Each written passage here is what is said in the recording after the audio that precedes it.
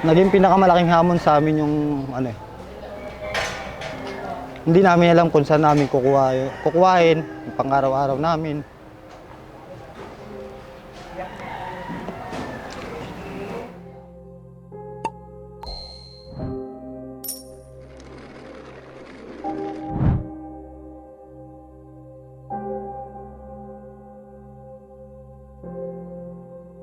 Isa kasi sa pinakamahirap na naranasan namin yung nawalan kami ng trabaho lahat. Hindi naman namin nakakalain na ganun yung mangyayari. Na makiisa kami sa ganung senaryo. Tapos lahat kami tanggalin ng biglaan. Napakalaking epekto po eh. Hindi namin alam kung saan pa kami maghanap ng iba pang hanap buhay kung wala yung ganito. Wala ka namang ibang malalapitan eh. Tulad sa amin kung walang-wala ka eh.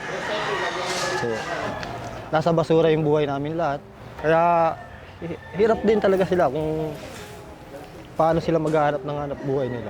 Pagkakakitaan araw-araw. Kasi nung nakilala namin yung peso,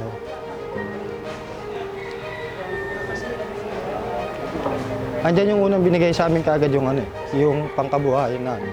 Alagang QC. Doon nagsimula. Hanggang sa ngayon, nagpatuloy pa rin yung samahan namin. Hanggang ngayon, siyempre, nandiyan pa rin naman yung peso. Nakasuporta sa amin, nakaalala. Kung ano man yung problema namin, andyan sila, tumutulong. Talagang ano, nung dumating sila, talagang napakalaking ano sa amin. Napakalaking ginhawa. Ito, pag nakikita mo, ito, lalo yung MRF namin. Pag nakikita mo, dumadami yung kalakal. Isa na yung ano eh, na maganda na. Maganda na yung nagiging takbo ng business namin. Parang ano eh, nakikita ko na yung ano rito eh. Kung itutuloy-tuloy namin to, napakalaki ng pwedeng magbago sa amin, sa mga pamilya namin. Kung bakit nagpapatuloy ako sa kabila ng lahat, para sa inyo ang tagumpay na ito. Hindi kayo basurero lang o palengke. Kayo ay certified resource collectors. Hindi natin alam kung wala tayong dito naman pag-ibig. Nagamit ulit.